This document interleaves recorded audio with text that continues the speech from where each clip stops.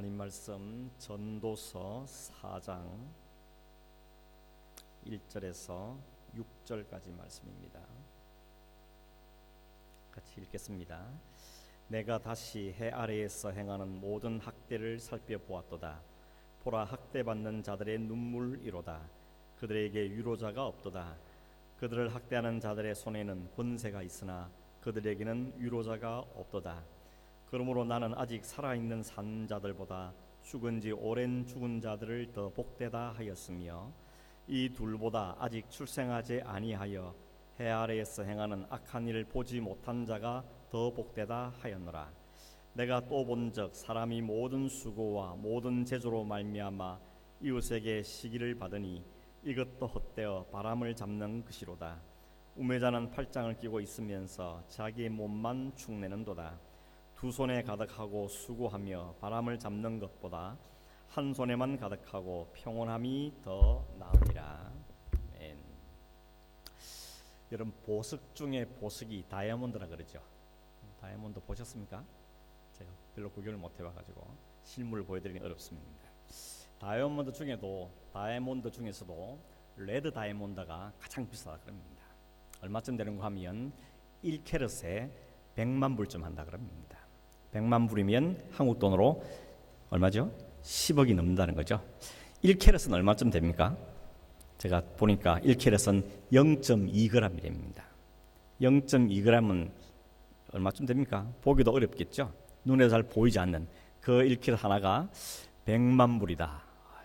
별로 상상이 안 되는, 나하고는 별 관계없는 일이다, 이런 생각이 들었습니다. 근데 여러분, 이 레드 다이아몬드가 그만큼 비싼데 원래 다이아몬드란 말의 단어는 어디서 왔는가 하면 그리스 말로 아다마스라는 단어에서 왔다 그럽니다. 뜻을 보니까 무슨 뜻인가 하면 길들일 수 없다 혹은 정복할 수 없다, 이런 뜻입니다. 아마 왜 그런가 하면 그 다이아몬드가 광석 중에 가장 단단하고 견고해서 사람이 마음대로 지 마음대로 하고 싶은 대로 잘 할 수 없는 그런 거기 때문에 이름을 그렇게 지은 것이다 라고 추측들을 하는데 그게 일리가 있는 말입니다. 여러분, 다이아몬드는 보석으로서도 가치가 굉장히 있지만 워낙 견고가 단단하니까 그걸 갖고 금속이나 이런 것들을 연마하는 데도 사용되고 있죠. 최근에 영국에서 이 다이아몬드를 이용한 그 배터리를 만드는 기술을 개발했다 그럽니다. 지금 사용되고 있는, 우리가 주로 사용되는 그 리튬 이온 배터리는 수명도 짧고 또 열이 가하면 폭파하는 위험도 있죠. 근데 이것을 다 보완하는 게 이 다이아몬드 배터리라는 겁니다. 수명도 거의 반영구적이고 또 폭발하는 위험도 없기 때문에 사람들 말하기 꿈의 배터리다, 이렇게 이야기한다는 겁니다. 근데 여러분, 몇 달 전인 2022년 6월 달에 한국의 영종도 아시죠? 인천공항에 있는 영종도에서 세계 최대의 다이아몬드 광산이 발견됐답니다. 들어보셨습니까? 제가 일부에도 물어보니까 아무도 모르더라고요. 저도 몰랐어요, 사실은. 이거 막 찾다 보니까 그 이야기 나왔는데, 그래서 이게 진짜인가 아닌가 이런 의심이 좀 들긴 한데, 왜 그렇게 하신 건가 하면 원래 다이아몬드라는 게 이 지구 축이 움직이다가 서로 강력하게 부딪혀서 그 부딪힌 압력에 의해서 생긴다 그러거든요. 근데 영종도에 그런 판이 있는가 생각하거든 많은 전문가들이 좀 의아해하는 그런 이야기 있다는 겁니다. 아무튼 그런 뉴스가 나오긴 했습니다. 대개 다이아몬드가 많이 생산되는 지역은 러시아라든지 혹은 남아프리카 지역에 많이 생산된다 그럽니다. 제가 소개하고 하려는 광산은 골곤다라고 하는 다이아몬드 광산인데, 지금은 이게 최대인지 모르겠지만 이때만 해도 세계 최대의 다이아몬드 광산이라 그랬습니다. 여기서 생산되는 다이아몬드 갖고 영국 황실의 왕이나 왕비나 이런 사람들의 보석을 박히는, 이렇게 사용됐다 그럽니다.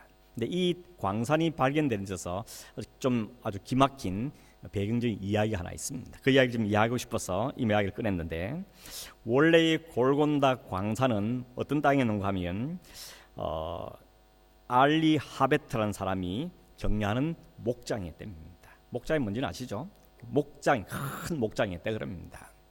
이 사람이 큰 목장을 가지고 오면서 평소에 남부럽지 않게 뭐 아주 부자는 아니지만 그래도 여유 있게 넉넉하게 삶을 살고 있다는 겁니다. 근데 그 나라에, 이 남아프리카에 영국 사람들이 들어오기 시작하면서 갑자기 거기에 다이아몬드 붐이 일어난 겁니다.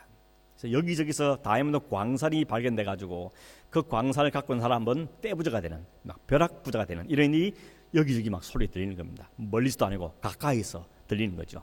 이 사람 마음에 어떤 생각이 드는가 하면, 내가 이 큰 목장을 가지고 있는 것도 뭐 별 부럽지 않지만 그래도 이거 팔아가지고 광산 하나 개발하면 진짜 대박을 치겠다, 이 생각이 마음에 든 겁니다. 그래서 목장을 쳐고 난 다음에 어디가 주로 그런 지형을 살펴서, 지형을 잘 살펴서 뭐 골짜기가 있고 물이 흐르고 뭐 이런 지형을 살핀 다음에 거기에 걸맞는 장소만 나오면 사들이는 겁니다. 그리고 개발을 시작한 겁니다. 근데 개발할 때마다 실패하는 겁니다. 그러기를 5년, 10년이 지난 것 같습니다. 10년 동안 목장 판 돈을 다 까먹었습니다. 그리고 돈이 없으니까 가족도 다 고향으로 뿔뿔이 친척집으로 흩어지고 너무 힘드니까 10년 동안 그 고생해서 얼마나 힘들었겠습니까? 결국 이 사람이 절벽 앞에 서서 자기 인생을 절망하다가 뛰어내려서 죽었다는 것입니다. 자살을 하고 만 거죠. 더 기가 막힌 일은 뭔가 하면, 이 사람에게서 농장을 샀던 사람 이름이 러셀이라는 사람인데, 이 사람이 뭐 소박한 마음으로 말을 먹이면 있는데 그 말에게 물을 먹기 위해서 그 농장 한가운데로 시냇물이 졸졸 흘러가는데 그 물을 먹기 위해서 말을 몰고 간 겁니다. 근데 저 시냇물 속에 뭐가 반짝반짝한 게 하나 보이더라는 거죠. 그래서 그걸 건져봤더니 다이아몬드 원석이었던 겁니다. 그래서 신기해서 그 주변을 보니까 또 있고 주변에 또 있고 또 있고, 거기가 어마어마한 다이아몬드 광산지였다는 겁니다. 여러분, 갑주인 어떻습니까? 노다지를 거기 두고 광산을 자기 품에 안고 있었는데 불구하고 그걸 팔아버리고 광산 찾기 위해서 온 지역을 쏘다니다가 결국은 돈도 건강도 가족도 다 잃어버리고 결국은 자기 생명마저도 잃었다는 것입니다. 이 이야기가 어디에 실려 있는가 하면, 우리나라 책으로는 번역되기를 나의 다이아몬드는 어디에, 이런 책으로 번역되어 있습니다. 본래는 템플 대학교의 설립자인 러셀 콘넬 목사님께서 지은 Acres of Diamond라는 에세이 안에 실려 있는 이야기라 그럽니다. 이 이야기가 우리 던지는 교훈이 뭐겠습니까? 너무 욕심 부리지 말라는 거죠. 하나님 주신 게 자족할 줄 알고 주어진 상에 좀 감사할 줄 알고 그렇게 살아야 되는데, 사람들마다 너무 지나친 욕심을 가지면 이렇게 망할 수 있다는 것입니다. 물론 우리 안에 어느 정도의 욕망, 욕심이 필요하죠. 그래야 공부도 열심히 하고 일도 열심히 합니다. 그러나 지나치게 하나님이 주신 것을 벗어나서 지나친 욕심을 부리면 결국은 자기 생명까지 잃어버리는 이런 일에 처할 수 있다는 것을 우리에게 교훈으로 주고 있습니다. 또 하나 중요한 교훈은 뭔가 하면, 행복은 멀리 있는 게 아니라는 겁니다. 지척에 둔 행복을 알아보지 못하여서 그 행복은 제쳐두고 행복을 찾아서 온 데 쏟아리는, 그게 얼마나 어리석은 인생인지를 우리에게 이야기해 주는 것입니다. 눈에 보이는 보물 말고, 그것도 좋겠지만 눈에는 보이지 않지만 하나님께서 나에게 혹은 우리에게 허락하신 귀한 보물들, 그 가치를 발견하는 것이 굉장히 중요하다는 것입니다. 그 중에 하나가 뭔가 하면 가족입니다. 하나님께서 한 가정으로 묶으신 그 가족, 남편과 아내 혹은 부모와 자녀, 이런 그 광야 속에서 하나님 주신 그 은혜를 잘 누리며 사는 게 참 이 땅에 주신 하나님의 행복 가운데 소중하고 중요한 행복 가운데 하나란 사실입니다. 옆에 앉아 계십니까? 그분들 사랑하십시오. 그분을 귀하게 여기시고 그분들 기도하시고 그분을 섬기는 그런 삶이 되기를 간절히 바랍니다. 12월에 들어오면서 우리는 전도서 말씀을 아침마다 묵상을 하고 있는데, 이 마지막 달에 이 전도서 말씀 묵상하는 게 좀 의미가 있다는 생각이 들었습니다. 우리 인생을 참 돌아보면서 무엇이 인생의 참된 가치인가, 어떻게 살아야 인생을 좀 진짜 행복하게 살 것인가 한 고민한 우리에게 이 솔로몬은 이 전도서를 통하여서 인생의 가치가 어디 있는가, 무엇을 바라보고 살아야 되는가 하는 점들을 우리에게 이야기해주고 있는 중요한 교훈을 담고 있는 책이 전도서인 것입니다. 근데 여러분, 1장이 딱 시작하면서 기분을 확 뺐죠. 어떻게 나오냐면, 인생이라는 것은 헛된 거다, 헛될 뿐인 게 인생이다, 이렇게 시작했습니다. 뭔가 기대를 가지고 우리는 인생을 살고 싶은데, 그런 우리에게 인생 살아봤더니 헛된 거다, 평생을 산 다음에 솔로몬은 그렇게 이야기를 시작하고 있습니다. 더군다나 해 아래에서 행하는 모든 인간의 수고는 헛되다고 이야기합니다. 여러분, 해 아래라는 말은 무슨 이야기입니까? 이 세상에 있는, 이 세상에 벌어진 모든 일들이 다 헛된 것이라고 이야기하고 있다는 것입니다. 그것도 5번 반복했죠. 헛되고 헛되며 헛되고 헛되니 모든 것이 헛되다. 반복 또 반복해서 인생이 허망하다는 사실을 이야기했던 겁니다. 왜 인생이 그렇게 헛되고 의미 없는 것인가? 이 솔로몬이 5가지 이야기했는데, 첫째는 뭐였는가 하면 인생이 너무 짧다는 겁니다. 하루도 눈 뜨니 눈 감아야 되고, 일주일이 쏜살을 지나가 버리고, 1년이 언제 가버렸는지 벌써 달력 한 장밖에 없고, 인생이 너무 빠르다는 거죠. 이렇게 머뭇머뭇 살다가 그냥 죽음을 맞이하는 게 인생이라는 것이죠. 그리고 인생은 너무 짧아서 허망하다는 것입니다. 둘째는 그 인생마저도 예측이 안 된다는 것입니다. 좀 예측이 되고 살면 좋겠는데 도대체 내일 무슨 일이 날지, 내년에 무슨 일이 날지 예측이 안 되는 게 인생이라고 이야기하는 것입니다. 바람이 어디로 불지 도대체 감을 잡을 수 없는 것처럼 인생도 어떤 방향으로 갈지 알 수가 없기 때문에 인생을 그렇게 표현했다는 것입니다. 제가 지난 주일날 한국과 가나전을 앞두고 이야기한 기억나십니까? 그 영국의 크리스턴이라는 분이 그 독일과 일본 전쟁이 아니고 축구에서 일본 이긴다. 그래서 딱 맞췄잖아요. 그런 다음에 한국과 가나전에도 한국 이긴다. 그래가지고 기대감을 가지고 봤는데 져버렸죠. 그래서 틀리는구만. 다 못 맞추는구만. 그러고 생각했는데 이 사람이 오늘 아침에 보니까 어제 밤인가 보니까 16강에 들어간 팀의 성적을 또 예측을 또 했어요. 보니까 일본은 8강에 올라간다.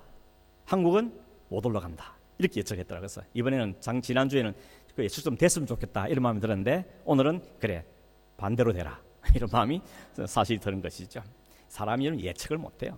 뭐 막 정밀하게 분석하고 연구하고 뭘 내놓긴 하는데 그대로 되는 게 인생이 아니라는 겁니다. 인생은 예측이 안 된다는 것이죠. 네 번째는 인생이라는 것이 새 것이 없다는 겁니다. 우리는 막 100년 만에 20년 만에 50년 이렇게 하는데 그럼 그때 다 있었다는 이야기인 거거든요. 그러니 인생에 뭔가 새롭다고 이야기하는데 사실은 보니까 이미 다 있었던 것들이고 했던 거 경험했던 것들 우리가 다시 살고 있다는 걸 이야기하는 것입니다. 제가 네 번째에는 세 번째 빠뜨렸죠. 세 번째는 뭔가 하면 그 인생은 채워도 만족이 안 된다는 것입니다. 그 예를 든 게 뭔가 하면 모든 강물들이 흘러 다 바다로 들어가는데 수천 년 동안 바다로 강물 다 흘러가는 아직도 바닷물이 다 찼다는 이야기가 안 나오는 것이죠. 채워도 안 채워주는 게 바닷물인 것처럼 우리의 인생 역시도 아무리 채워도 보고 듣고 채워도 안 채워지는 게 인생이기 때문에 인생이 참 허망하다고 이야기하는 것입니다. 마지막은 뭔가 하면 그렇게 열심히 살았는데 나중에 시간 조금만 지나면 아무도 기억을 안 해주더라는 것입니다. 잊혀지기 싫어서 비식도 세우고 전기도 만들고 막 온갖 애를 써보는데 세월이 가면 갈수록 다 나라는 존재를 다 잊어버리더라는 것입니다. 뭐 이름 석장 넣기로 할지 모르지만 워낙 유명한 사람은 조금 기억할 줄 몰라도 그냥 세월이 가면 다 잊혀지더라는 것이죠. 그래서 솔로몬은 이런 5가지를 갖고 그런 인생이 무슨 의미가 있겠냐, 그런 인생이 무슨 가치가 있겠냐라고 이야기를 하고 있는 것입니다. 그러면서 솔로몬이 다시 한번 이야기 뭔가 하면 내가 그 인간의 그 허무함을 극복하고 채우기 위해서 온갖 노력을 다 해봤다는 겁니다. 1장에서 무슨 노력을 하면 열심히 연구해봤다는 겁니다. 인생이 뭐냐, 자연은 또 어떻게 돌아가는 것인가, 열심히 하나님께 주신 그 어떤 사람은 가지 못한 그 지혜를 가지고 열심히 연구해봤더니 하면 할수록 인간은 초라해지고 연구해보면 할수록 인간은 별로 의미가 없는 존재라는 것이 깨달아졌다는 것입니다. 그게 1장의 내용들이었습니다. 2장에서는 그러면 다른 걸 추구해보고 해가지고 열심히 추구했더니 뭔가 하면 즐거움과 쾌락이었죠. 웃음을 찾아서 다니고 그리고 술을 마셔보고 그리고 사업을 크게 확장해보고 또 많은 종과 노비를 거느려보고 여자도 1000명이나 거느려보고 노래 한 사람을 드리고 온갖 쾌락과 즐거움을 추구해왔는데 결론은 허망하다는 것입니다. 그것이 우리의 진짜 만족을 주지를 못하더라는 것입니다. 지금부터는 딱 10년 전에 이 한국뿐만 아니고 전 세계를 히트쳤던 노래가 하나 있습니다. 싸이의 강남스타일 아시죠? 자, 이렇게 말하면 벌써 딱 말춤이랑 오빤 강남스타일 딱 떠오르시죠? 그만큼 히트를 친 겁니다. 세계 사람들도 그 노래 모르는 사람이 별로 없는 거죠. 한국 사람 그러면 이거부터 이야기하는 이런 때가 있었습니다. 여러분 그 노래 왜 그렇게 히트를 쳤는가 한번 생각해 보십시오. 그 가사를 쭉 읽어보면 제일 핵심이 뭔지 아십니까? 우리 한번 갈 때까지 가보자. 이게 핵심입니다.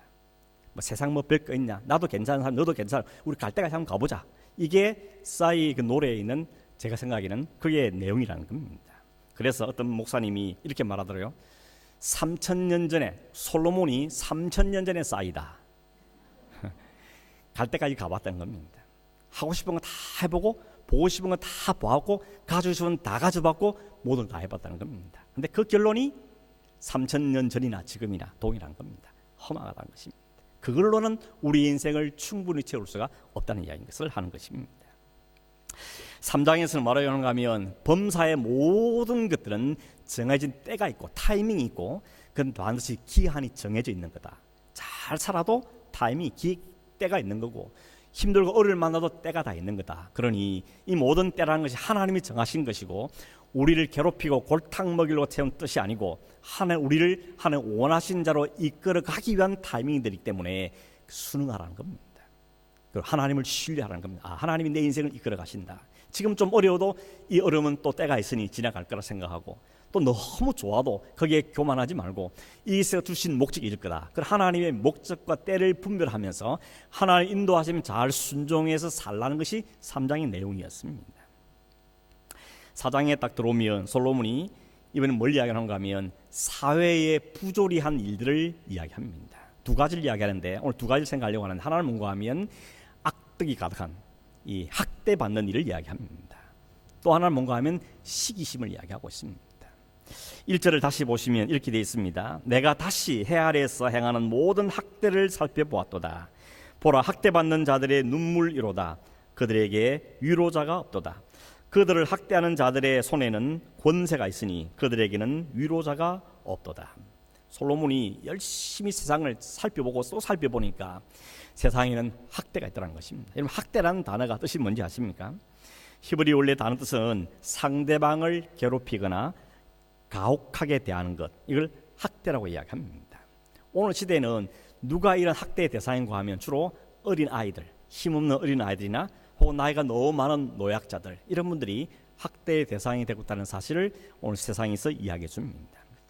얼마 전에 있었던 정인이 사건이라는 것은 혹 기억나시는 분 계십니까? 정인이 사건. 서울 양천구에 사는 한 젊은 부부가 8개월 된 아이를 입양을 했습니다. 그런데 그 아이가 8개월 입양된 아이가 16개월 됐을 때 죽습니다. 그 기간 동안에 이 부모가 이 아이를 엄청 학대한 겁니다. 2020년 10월 13일 날 이 정인이가 배가 너무 아프니까 그 부모가 어쩔 수 없이 데리고 구급차를 가지고 응급실 갔는데 40분 만에 죽습니다. 근데 의사들이 아이를 살펴보니까 너무 이상한 겁니다. 온몸에 멍자국이라든지 관절의 문제 이런 막 쓰니까 이상해가 경찰에 신고를 한 거죠. 경찰이 조사해봐라 해서 이 부검을 해본 겁니다. 해봤더니 안에 있는 장기가 다 터졌습니다. 발로 밟은 것 같다고 이야기합니다. 끔찍하죠? 장기가 다 터져 있고 모든 이 뼈마디 뼈마다 다 상처 멍자국이 들어있고 머리나 온몸에 피투성이 돼 있더라는 거죠. 그래서 나중에 조사해보니까 이 부모가 이 아이를 그동안 동안 얼마나 학대했는지 모른다는 겁니다. 더 충격적인 게 뭔지 아십니까? 이 아이의 부모가, 양부모가 둘 다, 남편 간에 둘 다 목사님 아들 딸이라는 것이었습니다. 아빠가 목사님, 여자 아빠도 목사님. 이게 세상에 들키면서 얼마나 흥분했는지 모릅니다. 한국 때. 우리는 여기 있으니 잘 몰랐겠지만 한국 일이 얼마나 흥분했는지 모릅니다. 더군다나 이게 목사 아들 딸이라는 것 때문에 더 사회가 충격을 받았다는 것입니다. 학대라는 지금 이분들이 그 형을 받아가지고 재판을 많이 한 죄를 가지고 한 사람은 35년형, 한 사람은 5년형 이렇게 선고가 내린 상태에 있습니다. 여러분, 학대란 말은 오늘 우리하고는 조금 거리가 있어 보이지 모르지만 다른 성경에는 어떻게 번역을 한가 하면 이렇게 말합니다. 억울한 일 혹은 억압 이렇게 번역합니다. 살아가면서 억울한 일 당해보셨죠? 다른 사람에 의해서 억압을 받는 경험도 하신 분 있을 겁니다. 그 말도 좀 과하다 생각하면 요즘식으로 좀 더 낮춰서 말해보면 뭔가 하면 이게 갑질입니다. 갑질은 잘 아시죠? 갑과 을 관계에서 좀 이게 예를 집을 산다 그러면 집 파는 사람이 갑, 집을 사는 사람이 을. 그래서 서로 사인을 하는 데서 비롯된 말인데 문제는 뭔가 하면 힘이 있는 사람, 권세가 있는 사람, 지위가 높은 사람, 돈이 좀 많은 사람이 그렇지 못한 사람을 무시하고 말도 함부로 하고 함부로 대해서 그 사람에게 상처를 주는, 이걸 갑질이라 그러는데, 오늘 사회에 일어난 일 문제 가운데 가장 심각한 문제 중에 하나가 갑질 문화라는 것입니다. 내가 좀 있다고, 내가 좀 똑똑하다고, 내가 좀 잘났다고, 내가 좀 많이 안다고, 내가 좀 지혜가 높다고, 내가 좀 힘이 있다고 해서 그렇지 못한 사람을 함부로 대하는 이런 일이 벌어지고 있다는 것입니다. 여러분, 이 학대, 억압, 갑질 이런 것이 왜 일어난다고 생각하십니까? 그건 힘의 불균형 때문이라는 것입니다. 만약 힘이 똑같다면 어떻게 감히 괴롭히겠습니까? 힘이 차이가 나니까 힘이 더 있는 사람이 힘이 없는 사람에게 갑질을 하는 것이죠. 똑같이 부자면 갑질할 일이 없는데 내가 좀 더 많으니까 없는 사람을 무시하는 것입니다. 내가 지위가 더 높으니까 그렇지 못한 사람을 업신여기게 되는 것이죠. 힘의 불균형에서 오는 현상이라는 것입니다. 사실 우리가 살면서 세상 사람이 다 똑같을 수는 없죠. 어떻게 똑같이 부자고 똑같이 공부 많이 하고 똑같이 높은 이유, 그럴 수는 없습니다. 다 차등 있기 마련입니다. 그건 자연스러운 일이라고 말할 수 있는 거죠. 근데 문제는 뭡니까? 그 자연스러운 현상을 가지고 그걸 힘으로 사용해서 다른 사람을 갑질하는 것, 그게 사회적인 문제가 되고 있다는 것입니다. 2020년 5월 10일 날 서울시 강북구 우이동의 한 아파트에서 그 아파트를 관리하는 경비원이 59세의 남자분이 자살을 하고 말았습니다. 왜 그랬습니까? 그 아파트 입주자들 중에 한 사람이 갑질을 한 겁니다. 왜 이렇게 못하냐고 폭언하고 심지어는 폭행을 하고 자기 자동차 그 핸드브레이크 내려놓은 그 차 그냥 밀었다고 해서 또 막 시비를 걸고 화장실에 가둬놓고 폭 때리고 코뼈가 부러뜨리고 이런 갑질을 한 것이죠. 이 사람이 견디지 못해서 그 모든 자기가 그동안 당했던 것을 다 쓴 다음에 유서를 남기고 자살해버린 겁니다. 이게 사회적인 또 문제가 일어나게 된 것이죠. 아니, 지가 입주자면 입주자지, 돈이 있으면 얼마 있다고 어떻게 이런 노인을 이렇게 갑질할 수 있냐. 그래서 또 사회적으로 큰 분노가 일어났던 걸 보게 되는 것입니다. 어떤 조사에 보면 한국 사람들 가운데 당신이 혹시 다른 사람에게 억울한 일 만나거나 그런 취급을 받은 적이 있습니까? 그런 경험이 있습니까? 물어봤더니 2사람 중에 1명이 그런 있다는 것입니다. 2사람 중에 1사람이 그런 갑질을 당한 경험이 있다고 얘기하는 겁니다. 거꾸로 뒤집으면 뭐습니까? 2명 중에 1명은 갑질했다는 이야기인 것이죠. 이게 오늘 사회의 문제라고 이야기하고 있는 것입니다. 제가 이야기를 좀 장하게 하는 이유가 뭔가 하면, 이런 일이 한국에만 있는 일이 아니고 이것이 오늘만 있는 것이 아니고 역사적으로 보면 역사 대대로 어느 나라에든지 정신적으로, 물질적으로, 육체적으로 이런 학대와 고통이 있었다는 것을 성경은 우리에게 이야기해주고 있는 것입니다. 그 솔로몬이 살펴보니까 자기가 하나님 주신 지혜라고 나를 잘 다쓴다고 생각했는데 좀 더 들어가보고 좀 더 들어가 보니까 이 사회 안에도 여전히 학대가 있더라는 겁니다. 좀 가진 사람이 못 가진 사람을 무시하고 힘을 나가지고 누르고 이런 일들이 벌어지고 있더라는 겁니다. 그리고 학대받은 사람들은 눈에 눈물이 마를 일이 없는 모습을 봤다는 것이죠. 감당하기 힘든 고통을 받고 그 결과는 어떻게 됩니까? 목숨을 건 이런 일도 벌어지게 된다는 것입니다. 근데 진짜 중요한 것은 뭔가 하면, 솔로몬이 정말 안타까워하면서 정말 인생 허무하다고 말했던 건 뭔가 하면, 그렇게 학대받는 사람에게 위로자가 없다는 것입니다. 위로자 뜻이 뭔가 하면, 그 단어 뜻은 파라칼레오라는 원어 뜻인데, 그 뜻이 뭔가 하면 곁으로 부른다, 혹은 곁으로 불러서 다독여준다, 격려한다, 이런 뜻을 갖고 있습니다. 사실 여러분, 세상 우리가 살면서 어떻게 힘든 일 안 만날 수 있겠습니까? 그게 내가 원했든지 원하지 않았든지 힘든 일을 만나게 돼 있습니다. 정도는 달라도 다들 힘들게 살고 스트레스를 받습니다. 고민도 많습니다. 세상에 고민 없는 사람 어디 있겠습니까? 직장에서, 사회에서, 또 주변의 사람들, 친구들 가운데서 이런 일들을 경험한다는 겁니다. 그런데 그걸 다 당하는데, 그런 일을 당할 때 누군가가 곁으로 다가와서 혹은 곁으로 불러서 괜찮아, 내가 너를 기도해 줄게, 나도 당한 적 있어, 이러면서 자기 마음을 같이 공감해주고 같이 아파하고 내가 너를 기도하겠다라고 말해주는 위로자가 있으면 그래도 버틴다는 겁니다. 그래, 내가 저 사람 때문에 살지, 저 남편 때문에 살지, 저 아내 때문에 내가 견뎌야지, 이런 마음을 가지게 된다는 겁니다. 그런데 그런 위로자가 없으면 어떻게 됩니까? 그런 위로자가 없으면 삶을 포기한 자로 간다는 것입니다. 결국 한 사람의 위로자가 있느냐 없느냐 하는 것이 굉장히 중요한 문제라는 것을 우리에게 이야기해 주는 것입니다. 그런 점에 여러분 한번 주위를 잘 살펴보시길 바랍니다. 위로해야 될 사람이 없는가? 위로의 말이라도 해야 될 사람은 없는가?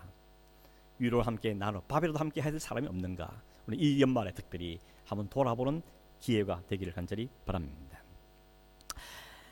이런 현실 때문에 전도자는 2절에 보면 이렇게 말하죠. 살아있는 자들보다 죽은 자들이 더 복되다. 이렇게 갑질을 당하고 이렇게 학대를 당하고 위로자 없는 이 인생을 사느니 차라리 이미 죽은 지 오래된 사람이 더 낫겠다, 이런 생각이 들더라는 겁니다. 3절은 더 한 줄 더 이야기합니다. 이 둘보다 더 복된 사람은 아예 아직 안 태어난 사람이라는 겁니다. 안 태어나서 이런 꼴을 안 보고 이런 일을 안 당하는 그가 오히려 더 복되다, 이렇게까지 솔로몬이 이야기를 하고 있다는 것입니다. 전도자는 이 세상에서 모든 학대받는 자들 보았고 그들의 눈물을 보았고 그들에게 위로할 자가 없다는 사실을 보고 마음에 탄식하면서 이 인생의 허무함을 이야기하고 있는 것이죠. 4절 이후에는 또 하나 이 전도자가 본 게 있다 그럽니다. 4절 보시면 내가 또 본즉, 여기 보았단 말은 그냥 눈으로 본 게 아니고 살펴봤다는 이야기입니다. 관심을 가지고 주의를 갖고 마치 연구하듯이 보았다는 뜻입니다. 그랬더니 사람이 나름 열심히 수고하고 또 재능도 있어서 일을 하고 성과를 냈는데 돌아오는 것은 이웃의 시기심이라는 겁니다. 1절과 완전히 반대죠. 1절은 없어서 당하죠.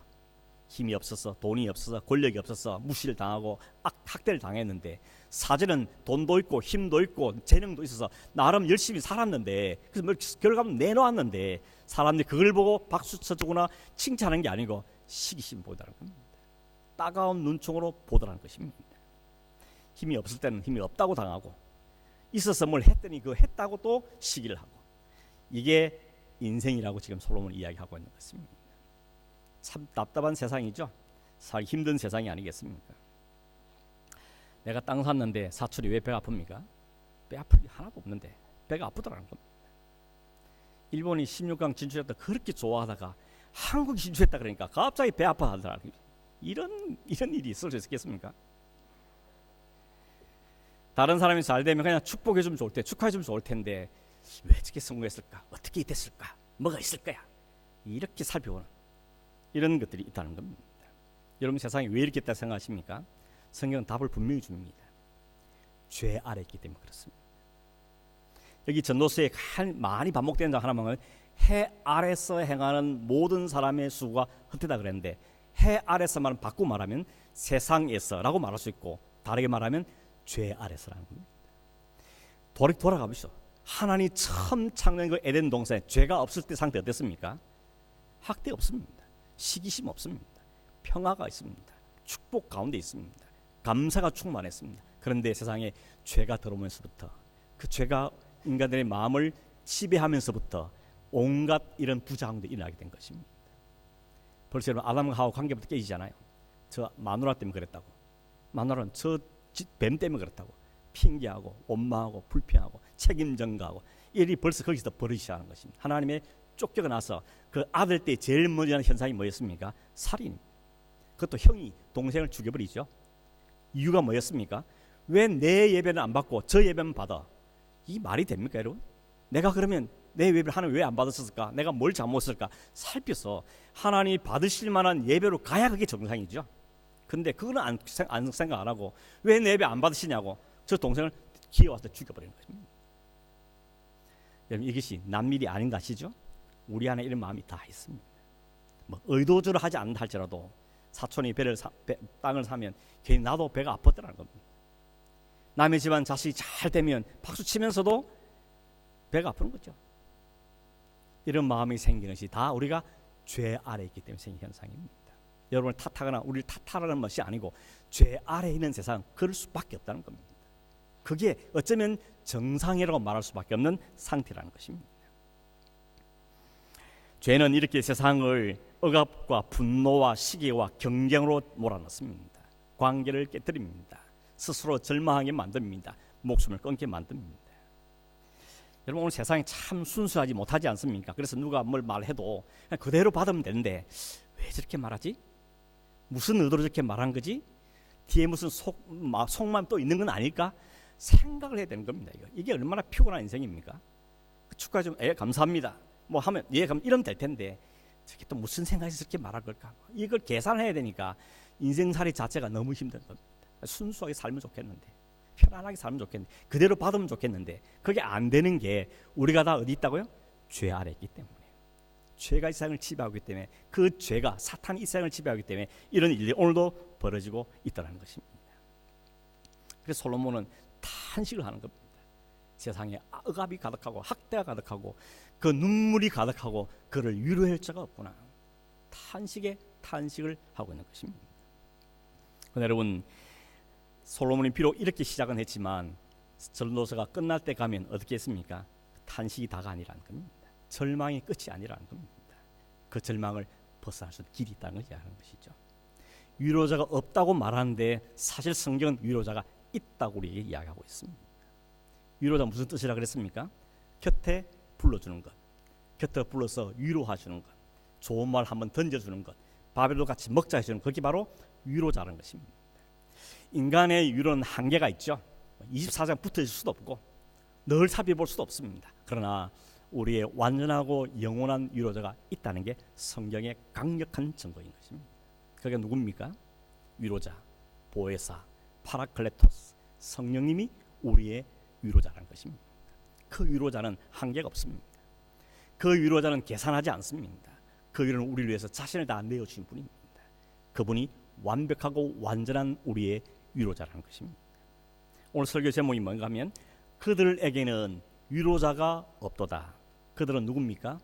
해 아래 있는 사람들, 죄 아래 있는 사람들, 하나님 떠난 사람들에게는 위로자가 없습니다. 그러나 우리가 주님 안에 들어가는 순간, 주님과 연합되는 순간, 우리가 주님의 백성이 되고 하늘나라의 시민이 되는 순간 우리에게는 완벽하고 완전한 위로자가 계신다는 것입니다. 그게 우리의 소망인 것이죠.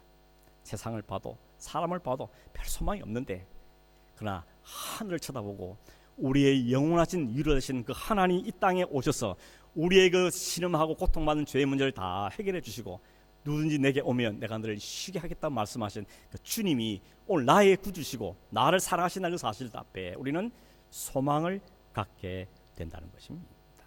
여러분, 그들에게는 위로자가 없지만 그러나 오늘 우리에게는 위로자가 있다는 사실 앞에 아멘 할 수 있기를 간절히 바랍니다.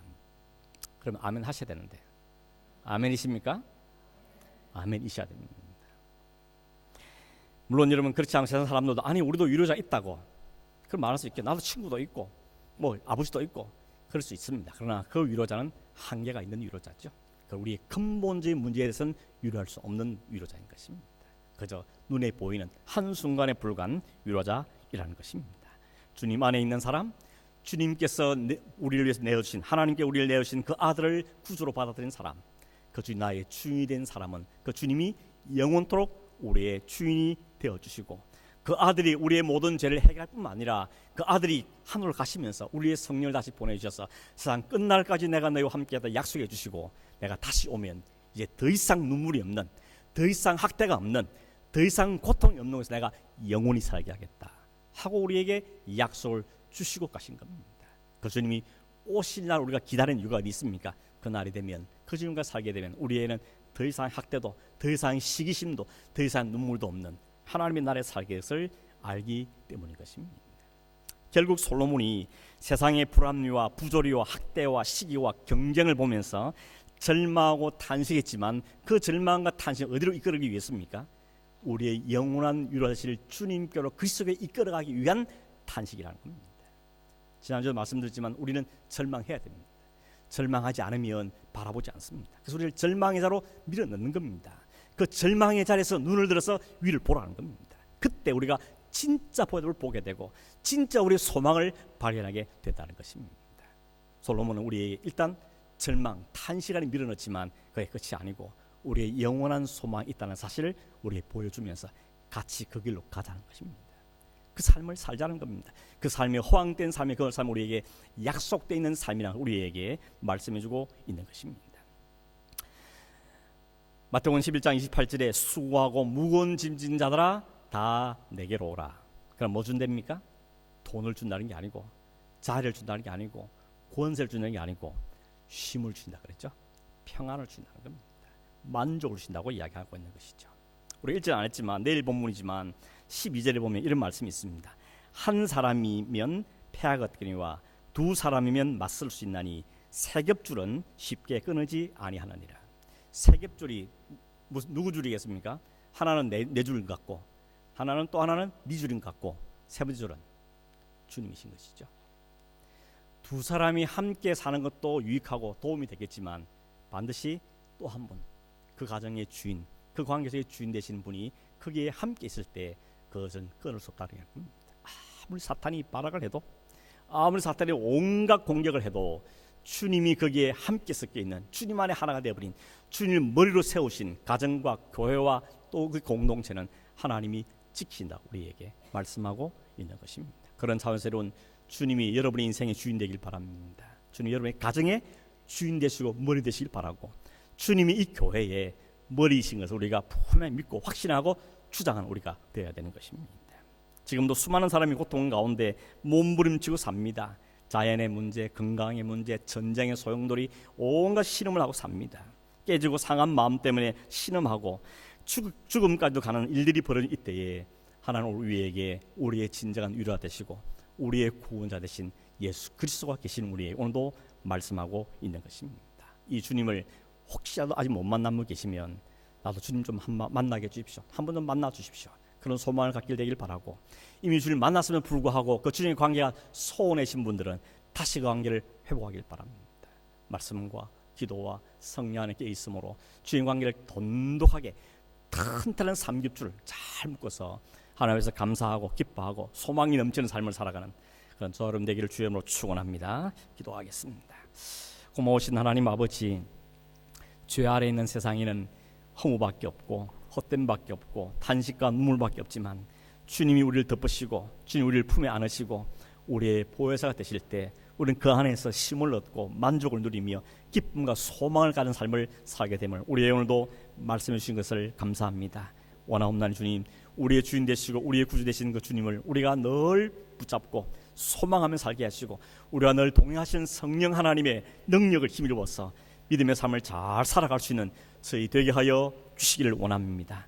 세상 속에는 여전히 악함이 많고 시기와 질투가 많은 세상이지만 이 속에 우리의 믿음을 잘 견지하며 주님의 백성된 삶을 신실하게 살아가는 우리 온 성도 될 수 있도록 도우시고 그런 가정 되게 하시고 그런 교회 되게 도와주시기를 간절히 원하옵고 예수님의 이름으로 기도하옵나이다. 아멘.